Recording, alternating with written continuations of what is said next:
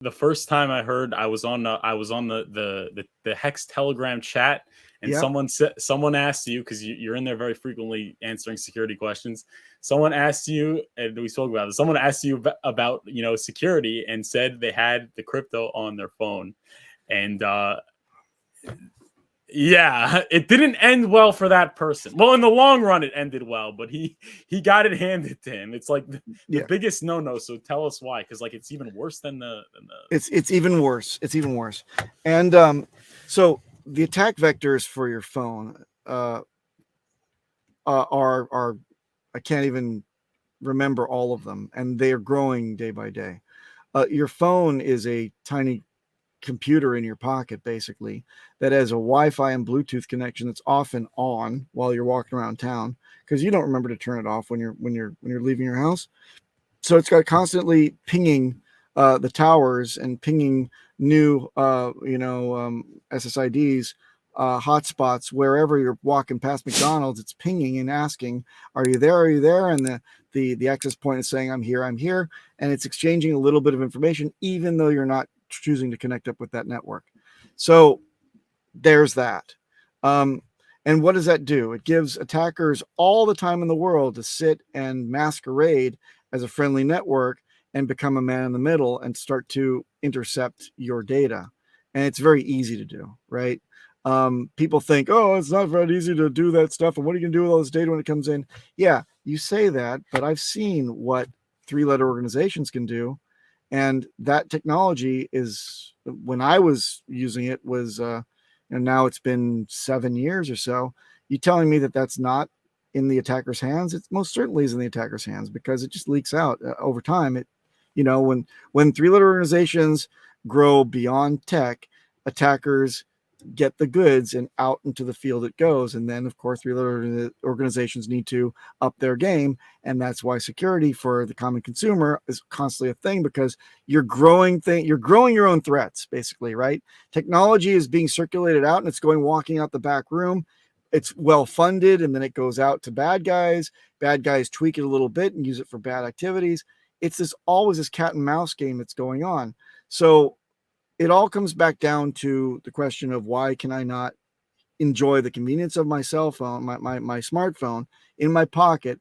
It's my whole life. All my information's in there. I'm not just talking about crypto. I'm talking about all of your personal information that can be gleaned from your phone. Not only being able to geofence you and geolocate, rather, and ring fence you to where you go and when you're going there, but now there's your fortune is also on your phone. And what's the thing that you want to get somebody's, whereabouts to find? Usually in the back in the day was to find out where you can go and clock them over the head with a wrench. But now you don't even have to worry about that, because you can rob them blind right there without even touching them. So, yes. So now the question is, well, can't I just use a hardware wallet with my phone? Okay. So now you're assuming that your life is so important and you're such a hot trader. You fancy yourself a hot trader that you got to be on the minute, watching the charts, walking down the street with your phone and your hardware wallet in your hand, and you're going to do something with it. Yeah, you could do that, but it's freaking stupid, because hardware wallets inherently have a vulnerability. Most of them do, even the good ones do. And that is that if they're stolen from you, it's easy enough to crack them open, and a sophisticated attacker, or someone that can get in touch with a sophisticated attacker, can actually reverse engineer attack it, and most likely run scripts to get the seeds off of it and rob you blind that way too. Or grab you because you're flashing that you have crypto, and pull you aside and get a little pressure going on and coerce you into giving the guy the seed words. Unlikely, but most likely is the type of attack where they don't even have to touch you. And again, MetaMask was the go-to on the phone. Now let's compound that situation and say, I'm stupid enough to be running the same seeds both on my PC and my phone at the same time. Now I've got my threat surface is now wide and broad, and one of them can get screwed, and I wouldn't even know it with that, on the other side, until I was already robbed. Then let's add another bit of comedy to it, and that is the fact that the SIM swap can occur. Someone can impersonate you in this day and age and go get a SIM cut off and established onto another handset, and now they own your shit. And this happened to a lot of people in our community so far. I wouldn't say like a strong percentage of our community, but I'd say enough to piss me off.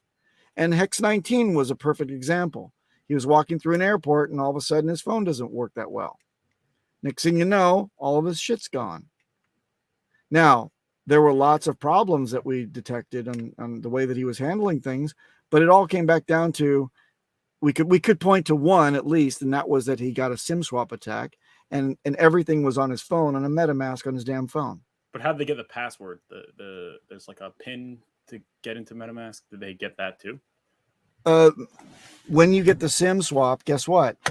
The poor guy was backing up all of his stuff, all of his passwords and everything on the cloud.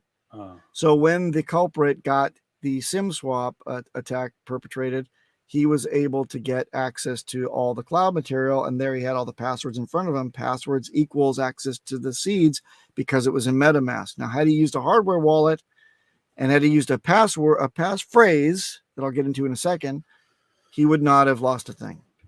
And we talked to him about that, and we actually advised that he, now with whatever he has left, liquid, to set up a new strategy and create a security posture from the ground up that actually works.